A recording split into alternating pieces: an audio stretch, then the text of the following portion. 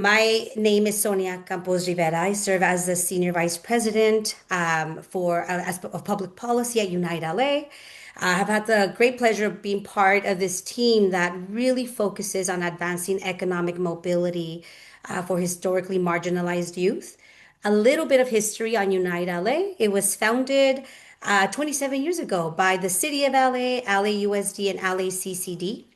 And since then, we've been really working hard to advance efforts around cradle through career with a specific lens on economic mobility and ensuring that our students and communities thrive so we can have a good quality of life and be able to contribute to our great city and our great state. I am so incredibly proud to share the lineup that we have with us today. And before I introduce our panelists, I do want to thank all of our speakers that are here today. Again, a super tight lineup. I better hurry with my remarks so we can just get started. But I also want to acknowledge our sponsors. Our sponsor, First Five LA, who's sponsoring this webinar. We are so incredibly thankful to be working with you. And, like I said, we've been doing a lot of work with many of these partners in the past, and excited to have this conversation around the challenges that we're facing and the economic impacts that we're experiencing. It's clear that our community is being impacted by the current federal administration's climate. Cities like Los Angeles, San Francisco, and across the state, across the nation are being impacted. Acknowledging that our economy is being impacted and that our lives are being disrupted, not only in the workforce, but also in our school settings and just that quality of life. There's definitely a sense of fear and concern. And so we bring this webinar in front of you today to really have those conversations of what we can do together. My hope is that after today's conversation, we can all feel like we understand the role that we can each be playing, whether we are an elected official, whether we work for the business community, civic leaders, community at large. There is just so much at stake. And I'm hoping that we all take away bits and pieces of how we can all lean in and contribute. Senator Padilla couldn't be with us today, live at least, but he was able to provide a pre-recorded message for you all. And I'm so incredibly proud to share this message for you that he prepared in preparation for this webinar. So I will hand it over to my team who will put the video up. And again, this message sets the stage for why LA business and education leaders have a unique role to play and what we can all do. So I'll go ahead and pause and wait for that video to come up.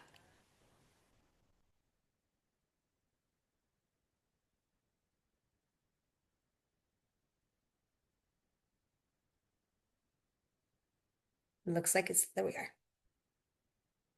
Looks like it's up.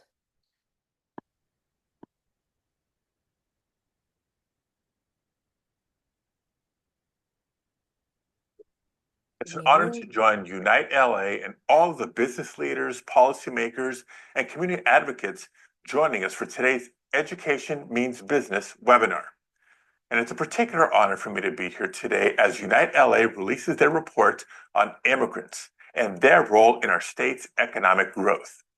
Now, I often say that California has built the fourth largest economy in the world, not in spite of immigrants, but because of them.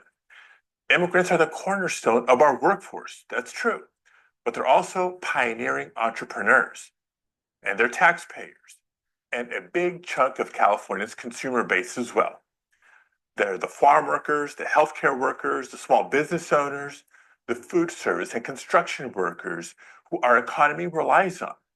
And just a few years ago, were deemed essential to daily life.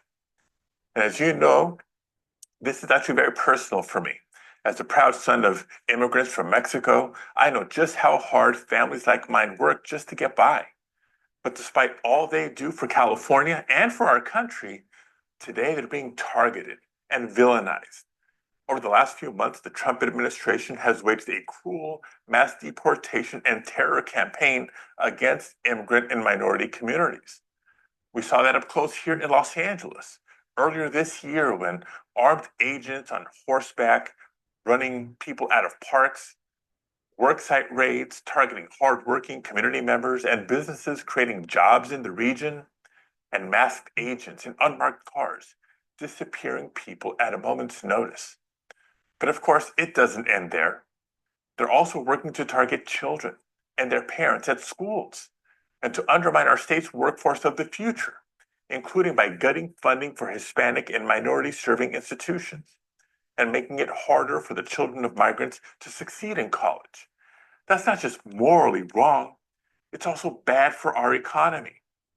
The Congressional Budget Office has said time and again that immigrants boost the nation's GDP and lower the deficit. With reckless trade wars raising costs on everything from groceries to energy bills to housing, Trump is pushing us ever closer to a recession by attacking our businesses and our workforce. And he's pricing even more people out of the American dream. Now, I refuse to let that happen.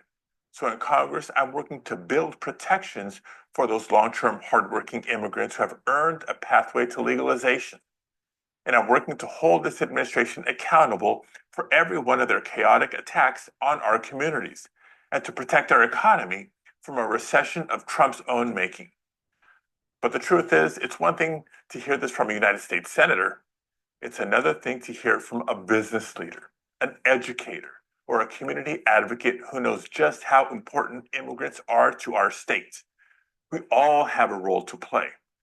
So please keep speaking up, not only for immigrants, but for a stronger workforce and a brighter future for all of us. Thank you for all that you do, and I hope that you enjoy today's webinar. We are so incredibly thankful to the senator for his leadership and his remarks. And as he mentioned, we're very excited to share our report findings that were conducted, I will say, a year ago.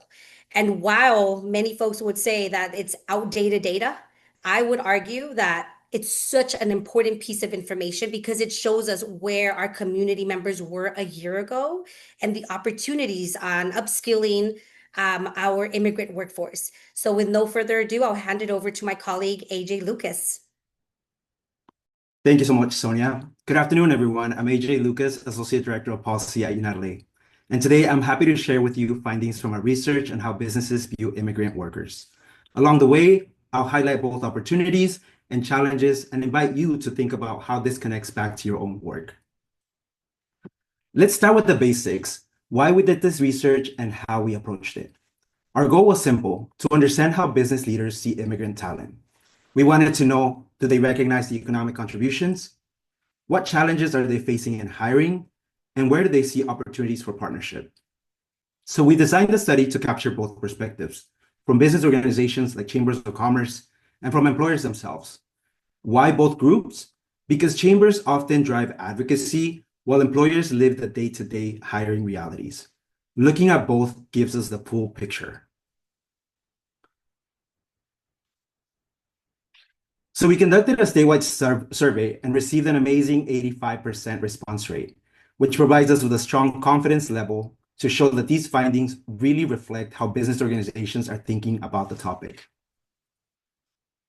On the employer side, 34 companies responded, ranging from hospitals and logistics firms to hospitality and retail.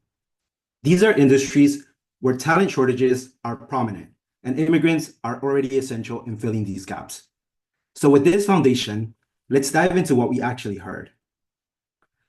So when we asked chambers how important it is to create a welcoming environment for immigrants, 94% said it's good for the local economy, and 83% went further, saying it's very beneficial, as you can see in the green chart.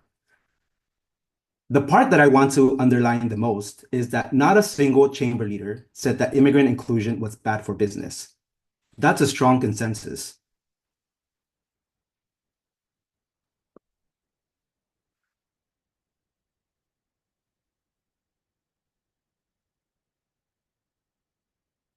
So leaders also connected this to resilience. One reminded us that during COVID, immigrants kept the economy running. Others emphasized entrepreneurship. Immigrants are twice as likely as US-born workers to start businesses. And when we asked how their members view immigrants, as you can see in the charts, most chambers said positively. 89% for business-owned immigrants and 80% for immigrant workers. So the recognition is there, but what about action? Here's where it gets quite interesting. Business organizations see the value of immigrants, but not all are engaged fully yet.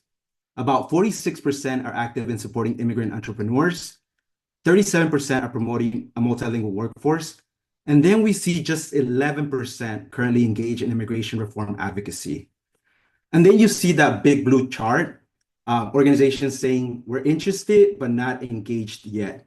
That signals both willingness to step in, but also challenges that these organizations are facing. When we asked what would help you step further in, over 3/4 cited funding and increased staffing capacity that can dedicate time on the topic. That's a clear opportunity for partners, funders, and policymakers. Business groups want to engage, but they need resources and capacity to do so, which is an opportunity for cross-sector collaboration. Now, let's briefly turn to what we heard directly from employers. When we asked employers what they gain from hiring immigrant workers, the answers were all about assets: a larger talent pool, a unique skills of qualifications, cultural diversity that helps them reach new customers. So in short, immigrants strengthen their workforce and their bottom line. Then we asked them, what are your main overall challenges, not specifically tied to just immigrants? The number one answer was, finding qualified workers. Employers are also struggling with things like technical skills or soft skills or workplace readiness. And then you see retention also being a big concern. Now, immigrants could technically help fill these challenges. However, employers pointed to some of the real barriers when it comes to hiring them. 3 challenges stood out: work authorization issues, visa restrictions, and English proficiency issues. Now, here's the important part about this. These barriers don't reflect a lack of talent. They reflect systems not keeping pace with business needs. With better immigration policy and targeted upskilling, these barriers could essentially become opportunities. However, some of the barriers also exist inside the employer's own systems.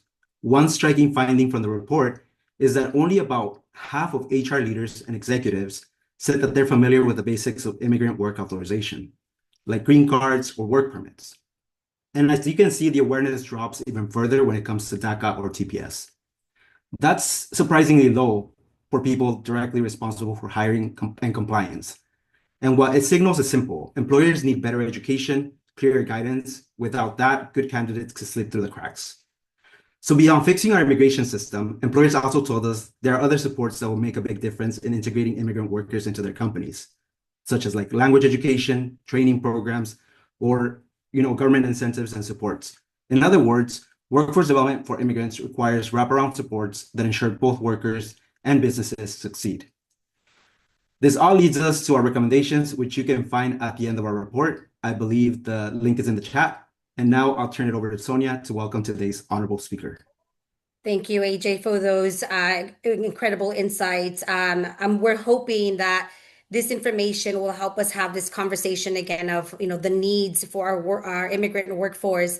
And I will say I'm looking forward to hearing about from the Congresswoman reacting to this, but also thinking about just the work ahead of us. So with no further ado, I do want to welcome the Congresswoman who's with us only for about 15 or so minutes. So we'll have a very quick conversation.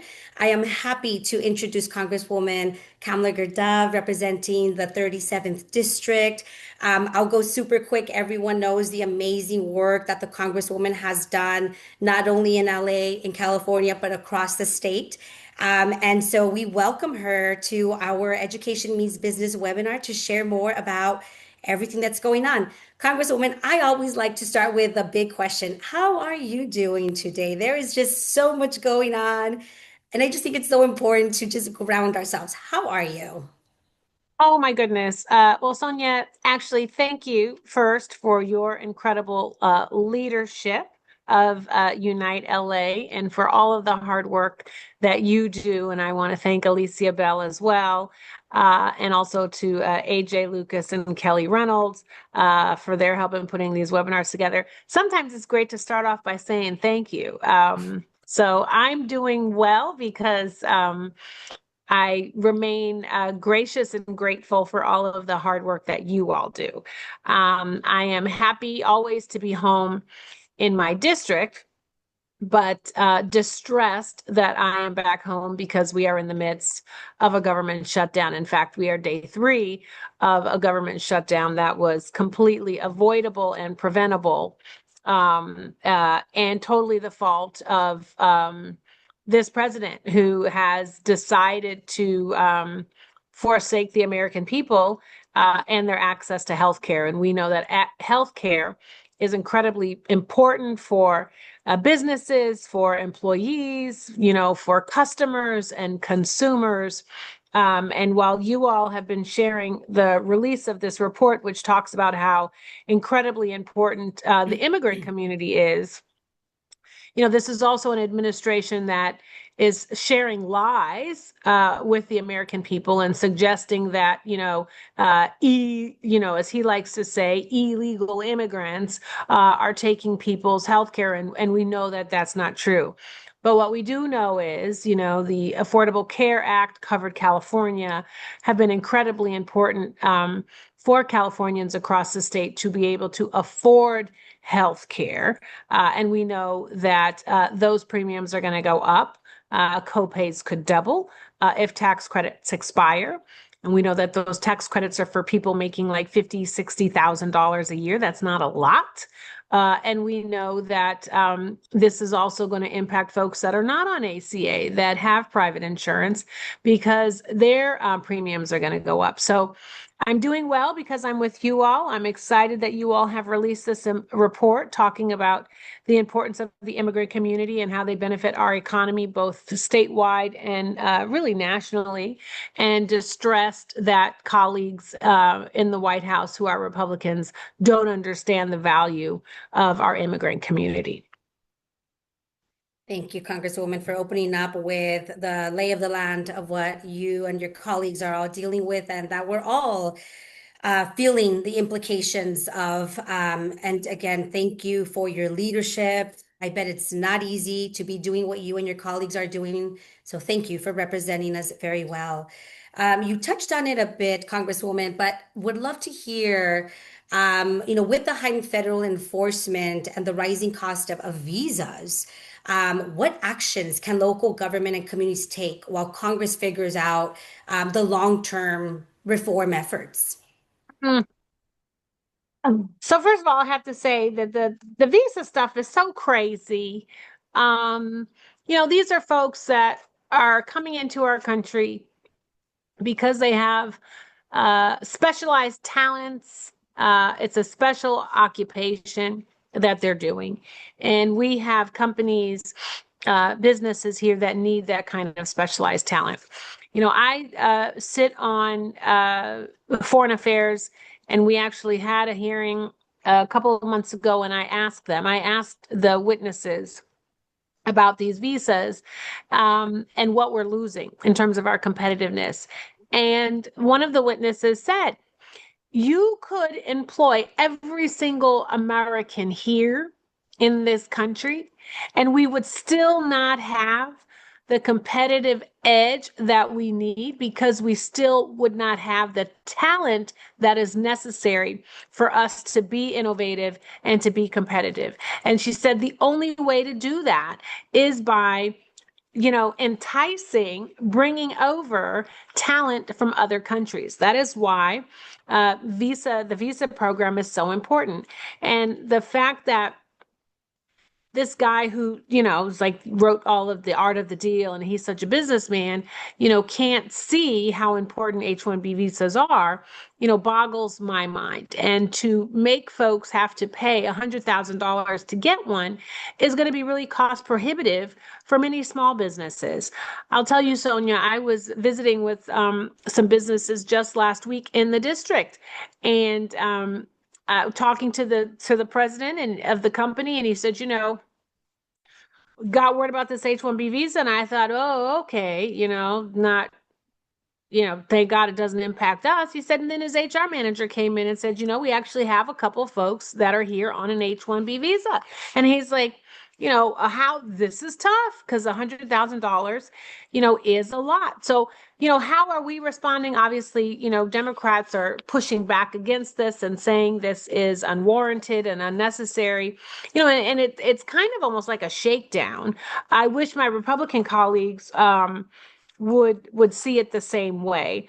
And I know this didn't happen in California, but it did happen in Georgia, with the raid on the Hyundai plant. Those were workers that were here on a different kind of visa, because the system needs to be fixed.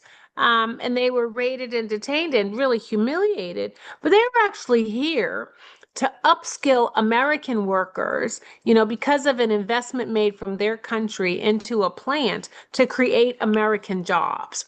And so and those are immigrant workers who are coming here to actually help us be stronger economically and more competitive.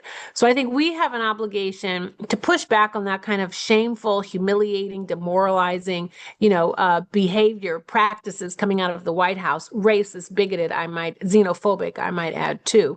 And also push and really ask our businesses to step up and talk about how important our visa programs are and why they should not be held hostage by a president who's actually just trying to find ways to put more money into some other coffer, rather than offering you all the kind of true supports that you need to be competitive, to be agile, to be flexible, and to be successful.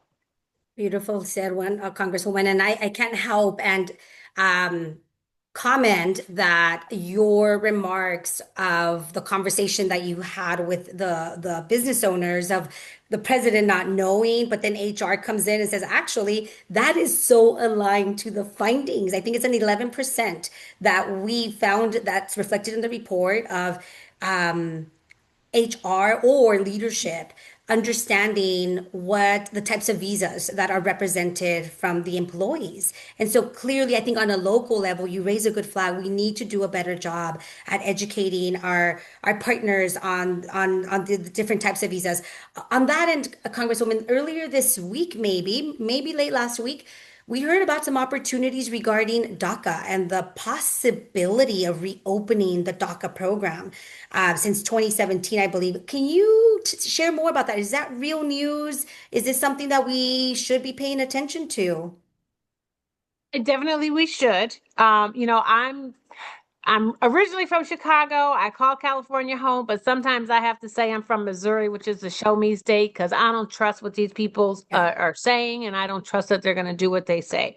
But we do know that millions of workers rely on programs like DACA and TPS, and we know that this administration went rogue immediately, with all things immigration and was revoking TPS status.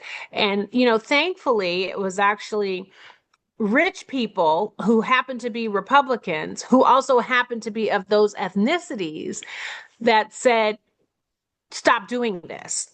And so we need all of our business people, those who are super rich and those who are not, to stand up and say, this is actually hurting, my business. And if you don't stop this, then I'm going to join forces and come after you. And in fact, that is what happened with a Cuban businessman in Florida, who said, if you all are not willing, if you folks who are in Congress who are Cuban American, and another person actually did it who was of Venezuelan descent, and they said, if you're not going to stand up for our people, who deserve TPS status, and who are DACA recipients, then we're going to come after you, because we are not seeing the muscle on the Republican side.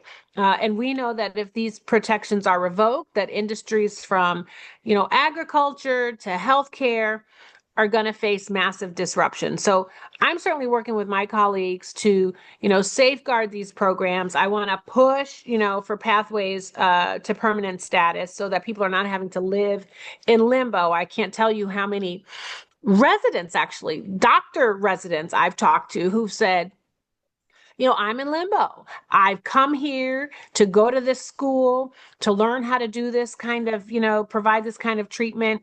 I'm now in a residency in a hospital, but I don't know if I should buy a home or try to put roots down here because I don't know what's going to happen to my status. Well, if they are one of just a few doctors who's performing some kind of surgery or offering some kind of treatment that we need, and they don't know if they can stay, that actually hurts us, as patients, potential patients, or family members, of patients. And so we should be fixing that. Now, so I have co-sponsored the American Dream and Promise Act, which would provide a pathway to permanent status. My hope is that, I will have some Republicans who want to support this piece of legislation because A, family members shouldn't be torn apart and separated.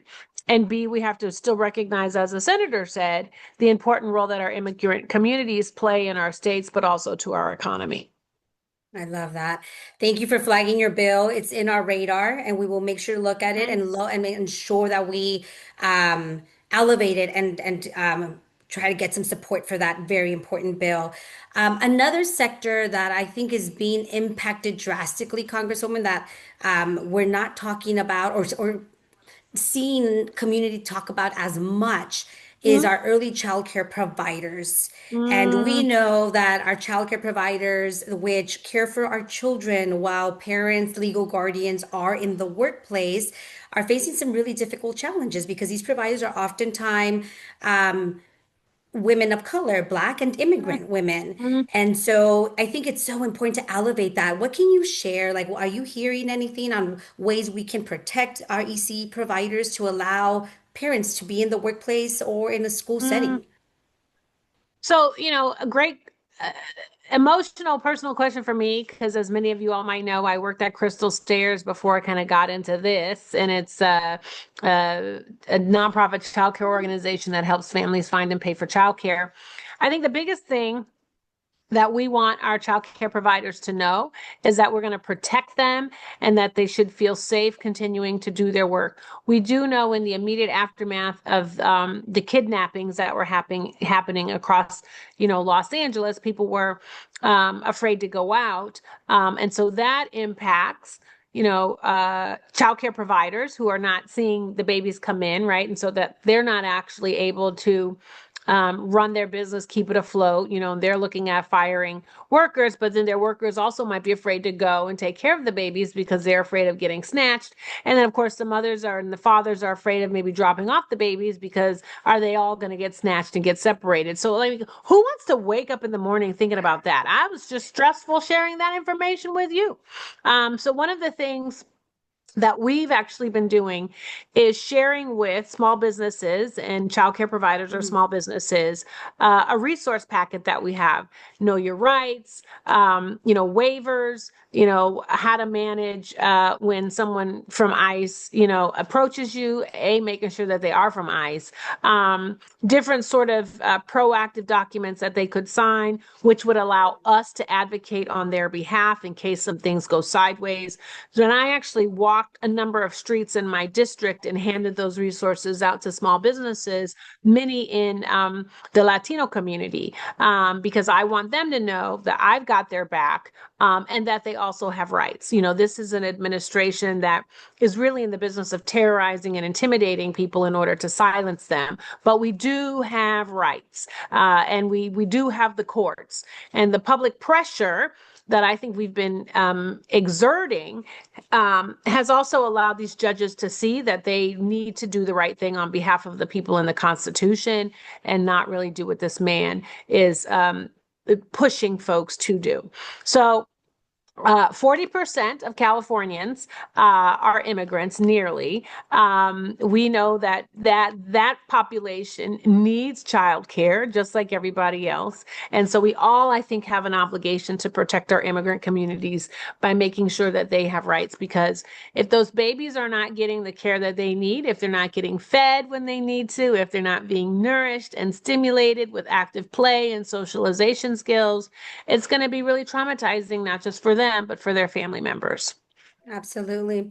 Congresswoman, I wish we had more time. I know you need to run. And if we did have more time, I would have asked you these questions, but I'll plant a seed Okay. or call out of the comment of, with the LA fires that we experienced, right? The sector of construction, how Mm, critical that sector is going to help uplift and get us back on our feet.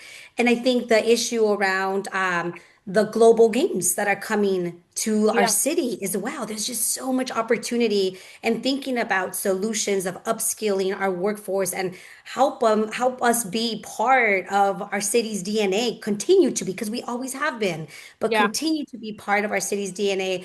Again, I will save that for another conversation, but unless you want to comment very Well, quickly. I definitely, I mean, my staff is looking at me and starting to give me side eyes. But what I will say is, yes, we should continue to talk about it. B, construction is incredibly important. And this is actually the time for businesses to lean in through your associations, lean into your Republican counterparts and tell them to deliver the message to the White House, and also to the meetings that they might have when they're doing advocacy days.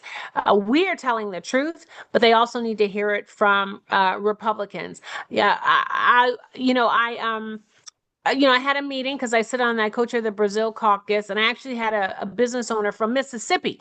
Now he knows I don't represent Mississippi, but he came to talk to me about the tariffs because he has a plant in Brazil, and the tariffs that Trump wanted to put in place because he was upset that Brazil was actually, rising up against Bolsonaro, he said was going to impact him and make him close his business. And I was like, you know what? I know that you voted for Trump. So you need to talk to your Republican representatives and tell them this same story because I might be in the caucus, but I'm supposed to be focused on my state A and B, your voice. You don't tell me your sad story. You tell them because they need to hear your sad story. The Democrats, keep hearing all the sad stories.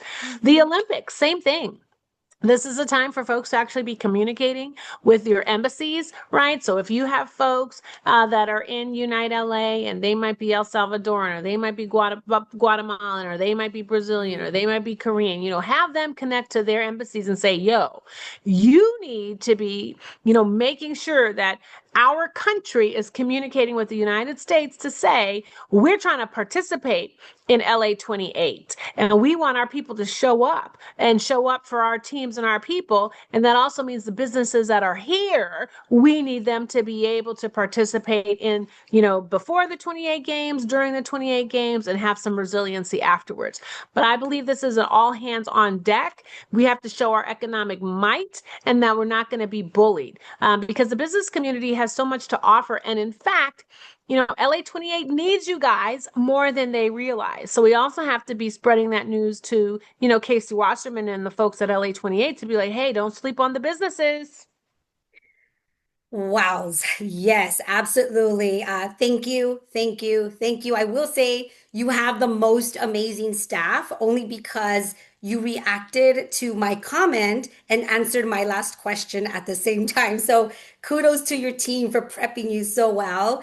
On behalf of Unite LA, on behalf of our participants, our guest speakers today, thank you for the words of motivation. I think here in community, we oftentimes feel a sense of hopelessness. And it's these types of conversations that inspire us, that remind us that we need to be backing you up, Congresswoman, that we are monitoring and paying attention to everything that's going on. So please trust that in community, we will absolutely be driving the good work as well as you take on the heavy lifting in the Hill. Thank you so much. You have a wonderful rest of the day, and it was a true pleasure. Thank you so much. Thank you to Thank all of you. y'all. And congrats on the release of the report. Thank you very much. All right, sounds good. So, what a fantastic conversation with the Congresswoman. I definitely hope that you all walked away with some bits and pieces of things that we can all be doing. I hadn't really thought about the embassy recommendation, and that makes so much sense. So, moving on with our program, it's moving really quickly. It is now my pleasure to introduce our two speakers, who I'm hoping will jump into the screen soon. It's my pleasure to welcome my dear friend Luis Sandoval. who serves as the Executive Director of Building Skills Partnership. We'll be referring to them as BSP during this conversation. BSP is at the forefront of upskilling LA's immigrant workforce, and I'm so looking forward to Luis sharing a little bit more about what the work that BSP does. Our second speaker, Carlos Singer. Carlos is with the LA Area Chamber of Commerce. He serves as a Chief Policy Officer. And Carlos is really the driving force behind the Chamber's efforts to champion a vibrant business economy, keeping tabs on the policy changes that are taking place. And really, I gotta say, just so proud of the LA Area Chamber of Commerce. Speaking, Maria has done a fantastic job. Thank you, Carlos and Maria, for those conversations. I'm not seeing Carlos come up, so I'm guessing we will start with Luis. Luis, reactions. Let's start there with of the Congresswoman. Would love to invite both of you guys to just give some quick reactions, and then we'll just have a conversation of our realities and how we can work together. So, Luis, how about if I hand it to you first? Yeah, well, first and foremost, Sonia, AJ, and United LA, I just want to thank you so much for inviting me and being part of the Sister English panel. Wow, so much to unpack, right? What can I say? I think, both the report you've mentioned is timely. I think, continue to advocate for immigrant workers is, what we need to continue to do. We need to continue to build bridges and identify how do we work together in the space of advocating for our immigrant workforce. And I could tell you a little bit about what we do and who we are at Building Skills Partnership. But I think this is so important. California is the fourth largest economy, and that's anchored and powered by immigrant labor. Right, we cannot forget that these industries are powered by immigrant labor, and immigrant community contributes so much to the economy of California, both in their labor, but also, in taxes and the contributions, right? So, I think we need to make sure that we do more. We need to show up, but we also need to be strategic in how we're doing that. And I think part of what, conversations that I know that Unite LA has been having along with PSP and others is like, how do we do this together, right? It's a community, and we have to also respond as a community to our neighbors and the needs of our neighbors. Thank you, Luis. I very much appreciate that. Carlos, how about if I hand it over to you? Want to just share a little bit about what the chamber is working on as it pertains to this topic? Sure. Well, first of all, thank you. Let me just echo Luis's remarks. Thank you, Sonia, AJ, and the rest of the Unite LA team for putting this really interesting conversation together. I also want to give a shout out to Representative Kamlager-Dove for her leadership and for helping businesses use their agency with this administration. I love those remarks. It's not, don't ask Representative Kamlager-Dove to do it, but use your own influence on this particular administration. And I need to reach out to her team because I caught that bit about distributing not just know your rights, but these proactive documents for folks to sign in the small business community. Overwhelmingly, as you probably know, our chamber membership include small businesses. So we would love to help lift that up if that's possible. I love that, Carlos. And that's exactly why we try to have these conversations, right? Because we learn about efforts that others are dealing with. I think we're just running 110 miles an hour. And we oftentimes realize that our partners, just a couple miles away are doing some amazing work and that we can be partnering with them as well. So I'm glad to hear that, Carlos. So Luis, how about if we start with you? We know that in your work with janitorial security, airport, and property service workers, how are you seeing recent raids and the rising immigrant-related issues impact the sector that you guys represent? Yeah, no, I appreciate it. So thank you for the question. So Building Skills Partnership is a labor management nonprofit. We're the Switzerland in that relationship. And through that, that relationship, we have access to 53,000 workers who are represented by SEIU, USWW, in the sectors that you mentioned, janitorial, airport, and security. We work with approximately 75 different employers across the state, as well as the Building Owner community. Building Owner community has been a key ally in this conversation about immigration. A couple things that I just want to lift up. One, as an organization, we have a workforce development and job quality strategy where we implement programming, and that's what a lot of our partners know us as, because that's central to the workforce and making sure the industries continue to elevate their skills and making sure that we're responding to the needs on the ground, right, in terms of the workforce. But in addition to that, we also understand the value of addressing the varying needs of workers and their families. And through that lens, we also have an immigration legal services program. We launched it in January. We call it Activate or Activate. You can look at our website, activateca.org or activatesca.org, where you'll find information. All this is jointly through a labor management lens and ensuring that the industry understands the critical role that not only immigrants play in their industry, but also making sure that their workers receive the right information around the varying degrees of information around immigration. The last piece I'll just mention is around policy, because there's so much coming our way, right, on a daily basis. Part of our role is to educate our business partners, educate employers around, the different policy implications as it may relate to the industry, but as well, how do we make sure that we identify the shared interest between the partners, labor, management, and associations. So I just want to pinpoint to two different specific examples of that. One, in June, we released a statement with the Worldwide Cleaning Industry Association called ISA.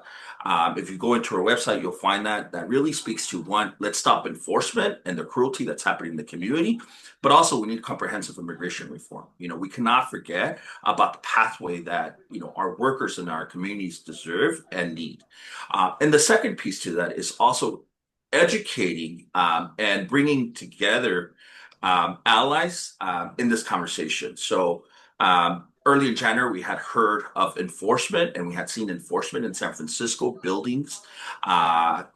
Quickly we pivoted. We worked with our allies and our partners to do know your rights for property managers and building owners across the state. So we were able to bring together the building owner community to provide a training jointly with the building owner community. So again, both that's an offensive strategy and a defensive strategy to really think about, like, how do we bring together these conflicting perhaps partners, right, into a shared interest agenda around protecting the workers and making sure that we uplift the need for immigrant in our industry. Absolutely. Thank you for that, Luis. And now is definitely the time to create those partnerships that we know exist, but then really find that common ground, right? Where we all talk about the impacts that we're all experiencing in our own communities. I'm going to pivot to Carlos. So the chamber has voiced concerns over the recent federal enforcement actions. And again, Carlos, I am so incredibly proud of the work that you all are doing. We need more business organizations, right? Like to step up, like the LA Area Chamber, and really voice some of what's happening in our community. So thank you for always taking the lead. The chamber's always ahead of the game. So I very much appreciate that. Can you talk about how these large scale raids directly impact small business owners? You talked a little bit about, the small business owners that you guys represent. What do those impacts look like on local employment in the LA area? Sure. Thank you, Sonia. There's no question that 2025 has tested us, right? With the wildfires, like you mentioned, these wild immigration enforcement tactics, the funding cuts, all kinds of unsettling policy choices that increase uncertainty and undermine the wellness of all of us, our economy, our community. So one of the reasons that we have been actively engaged in polling our members, we're going to continue intermittently to do this because the work will continue to try to quantify what is the harm. The harm is absolutely there. At a minimum, our members have reported staffing shortages, increased costs on HR, on security, on supportive services for their employees. Many of them have reported sharp declines in customer activity, foot traffic in certain neighborhoods, certainly. I also don't want to lose sight of the emotional toll that these immigration enforcement tactics have wrought on our communities and our economy. Those impacts linger, and so part of the work that's before us, and it's going to continue for months and potentially years, is what does the wake of these actions look like, economically speaking, emotionally speaking? It's not just a drop in labor participation, but there's concerns in law enforcement communities that crimes aren't being reported out of fear.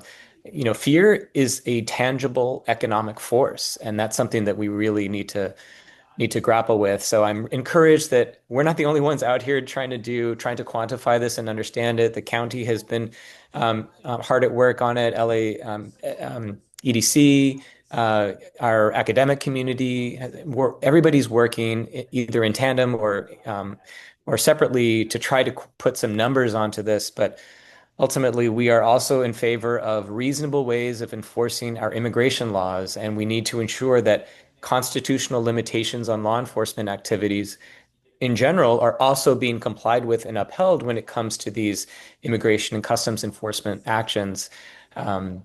So Yeah, that's all I'll say for now. thank you for that, Carlos. I mean, again, I very much appreciate you humanizing the issue. You know, we're focused on the economy component, the impacts to our economy, but it's all interconnected. We all know. And at the end of the day, if our families are being separated, if our children, and I think the Congresswoman said it beautifully, like the sense of fear at schools too, right? Not knowing if parents are going to be able to come back. We're seeing, I'm proud to see, you know, that in California, we're stepping up with critical legislation that prohibits immigration enforcement to go into school settings. And just recently, yesterday or today, saw the governor sign another bill that would really protect immigrant families and allow families to create plans. How sad is that? Create plans in case parents are not able to return back home. Like that to me is just devastating. And it's all interconnected, whether we're talking about the economic impacts or the impacts that it has on families. Um, Luis, you talked a little bit about the importance or quite a bit actually, about the upskilling of the work that you guys are doing at BSP. Wondering can you speak a little bit more to like how does the investment in the immigration workforce as it pertains to education and training directly contribute to closing California's most critical labor shortages? Yeah, no, I appreciate the question. And I just want to highlight the importance of what Carlos just mentioned, which Please. is the, humanizing, uh, you know, what we see in the media and what we see in, I think in the headlines, which is, the economic, but it's also, the real fear and impact on workers. We just released a report about a month ago around our cafecitos. We did, 40 focus groups across the state, and we wanted to hear from workers directly. What are they hearing? What are their anxieties? How are they, dealing with the situation currently? And what we heard is exactly what Carlos mentioned. There's a lot of anxiety, there's a lot of fear. Workers are having doubts whether they should even go to the workplace, even though they may have status, right? Or they may be citizens or residents, but just the uncertainty that's being created in the communities, right? Because we do hear in the news, right, like of individuals getting picked up, and we do see it in our communities, individuals who who are citizens and also residents getting picked up. There's also news of individuals with DACA, not honoring DACA, right? So there is a tremendous fear in our community, and that's something that we're getting a lot of those calls in our immigration circle. Should I even go to work, right? So I want to just connect that between like what's happening on the ground and also the impact to the workforce, right, and the sectors. To this piece, I think around training and investment, the National Skills Coalition has a really good report that highlights that 82% of voters support increasing government funding for skills training across, right? And I think it just makes sense, right? When our sectors, economies are rapidly changing, we see that in many sectors post-COVID, a lot of industries are changing. When we know that, how vital, talent acquisition, investing in talent and upskilling, it makes a lot of sense. For us, it just makes sense, right? Like, how do we make sure that we come to workers? How do we make sure that we deliver the types of trainings that is going to provide economic opportunities for them at the workplace? How do we make sure that we unlock opportunities outside the workplace as well, right? To connect them to resources, programs, and trainings, not only for their workers, but also with families. It makes sense, right? Because a happy employee makes a really good, engaged employee, not only at the workplace, but also the community. And it creates a thriving community. And that's how we see this work. How do we create thriving communities? The last piece I'll just add to this is that everything that we do through building skills is through that bipartisan, win-win, shared, vision that we could work together, right? And what today has become sometimes, I think, even upskilling, right? politicized, right? Where do you invest, or should you invest, right? And certain types of workers, this makes a whole lot of sense as to why. I think California takes. I think there's good examples that investing in both the high road training partnership model, bringing labor management to the table to upskill and train workers makes a whole lot of sense. And I think that's part of the reason why we are the fourth largest economy in the world, right? We invest in training and we invest in immigrant workers as well. Thank you, Luis. Carlos, gonna now flag it for you. The Congresswoman talked a little bit about the cost of the recent cost increase on the H-1B visas. We're hearing that the naturalization tests are going to be experiencing some changes that'll make it even more complicated for individuals to become naturalized through the N-400. And we're seeing an increase in prices across the board for any type of visa that would allow you to work here legally. I know you guys just all conducted a survey and you briefly touched on it, but wondering, will the chamber be monitoring these issues more and trying to understand, if this is something that your members are going to be elevating, and wondering just your reaction about the cost across the board, and wondering what your membership is probably, how they're reacting to this. Thank you for that question. I believe the representative's description of it was crazy, is that it's crazy. These $100,000 visa costs are extremely troubling. I don't know that what they're intending to accomplish other than potentially being a shakedown for some folks. I've spoken a lot with my counterparts at other chamber organizations, at the Cal Chamber, at the U.S. Chamber of Commerce, and we all share the same view, which is this is unusual. This is not helpful.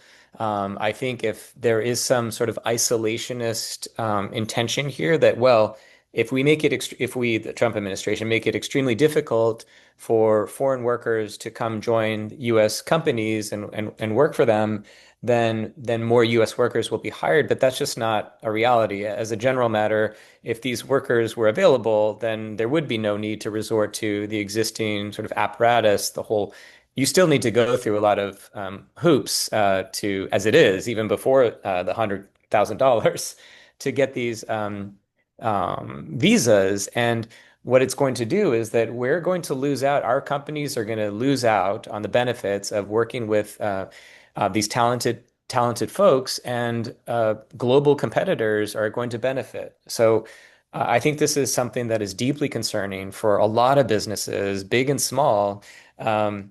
And so this is absolutely assuming it's still the case in a few months when we go to Washington, who knows? Because sometimes policies come and they go, and tariffs get announced, then they get rescinded. But if it's still around, that's absolutely going to form part of our advocacy agenda. We need civility. We need common sense measures to protect our businesses. They're being put in terrible situations across the board in lots of different settings simultaneously. Yeah. Thank you, Carlos. And I'm going to do a shameless plug here for you, Carlos, for the chamber. Just a friendly reminder to everyone, the chamber does hold their Access DC trip every year, usually in March. Not sure that's going to be different because nothing is the same anymore this year, Carlos. But that is just a fantastic opportunity for all of us to come together to really elevate, some of the challenges that we're talking about today. So really encourage you all to watch for the LA Chamber's Access DC event, which I'm sure they're going to start blasting out probably very soon. Yes. So in the last couple of minutes, the same question for you both as we wrap up.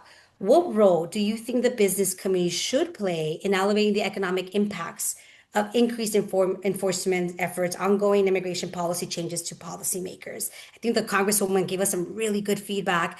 But how about Carlos, if we start with you on that one? Sure. Really, I think it's leaning into the thing that the Congresswoman mentioned, which is ensuring that businesses individually, that businesses collectively, when it comes to organizations like the Chamber, use our voice. We are in this unusual position of the Chamber organizations like the Chamber having particular influence, and the value of our council has a little bit more purchase with this particular administration. And And that's arguably a good thing. And it used to be the case that the highest profile communicators from California are like the governor of California and the mayor of the city of Los Angeles, the highest profile elected offices in this state. And those relationships between those two officials and the White House are they're not gone, they exist, but they're frayed. And so I think in the business community, we have an opportunity, we really have a responsibility on behalf of our economy and not just our businesses, but our community, our economy, to speak and to express on all these fronts, whether it's tariffs, whether it's these healthcare cuts that are impacting everybody, that healthcare is intertwined with everything, housing, CDBG grants, education, workforce development, you name it, these immigration enforcement tactics, all of them cause and expand upon a sense of uncertainty and unease. And we really look to our federal leaders for the opposite. We look for stability, and we will continue to demand it. Thank you so much, Carlos. Luis, I'll hand it over to you for your last word here. Yeah, I appreciate it. I'm gonna piggyback on what Carlos mentioned. I would say lean in, use your voice. Let's build bridges, in this time, and let's find those shared um, interest to move the work forward, right?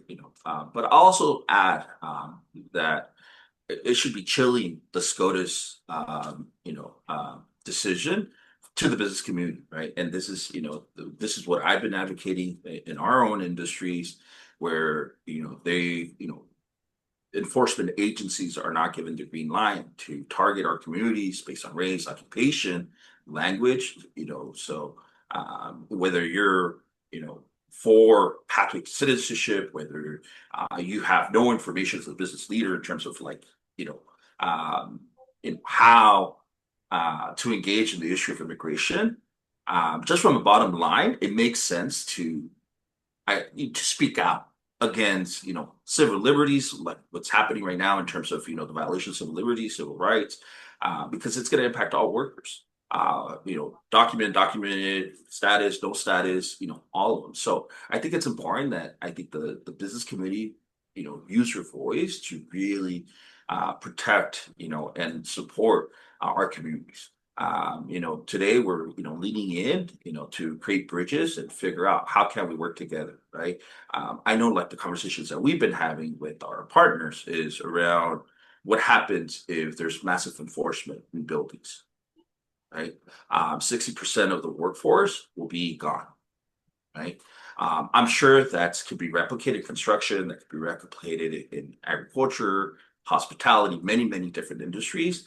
And as we think about, the engine and the power is immigrant power, really, making California the fourth largest economy. So I would just say, this is an opportunity to really figure out like how do we modernize our immigration system? How do we push together for comprehensive immigration reform and also defend, the civil rights and civil liberties of our communities? Thank you so much, Luis and Carlos. I will say my flag, as we think about a call to action, next steps is there is an effort from various partners, small business majority, Bay Area Council, California Community Foundation, others, in really trying to engage both various partners, including the business community. I know, Carlos, you guys all signed on to their statement, which is exciting, and we're seeing another one come up. So there are opportunities for those that are on the call.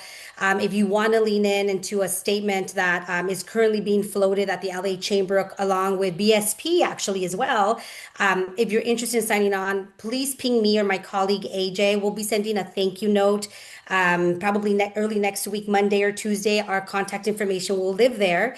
But just to wrap up, Luis, Carlos, thank you, thank you, thank you. I'm so proud to be in this good fight in partnership with you both and others across the state. And we got our work cut out for us, but ready to roll up our sleeves and get it going. So thank you so much. Carlos, we'll see you in March in Access DC. And Luis, thank you very much as well.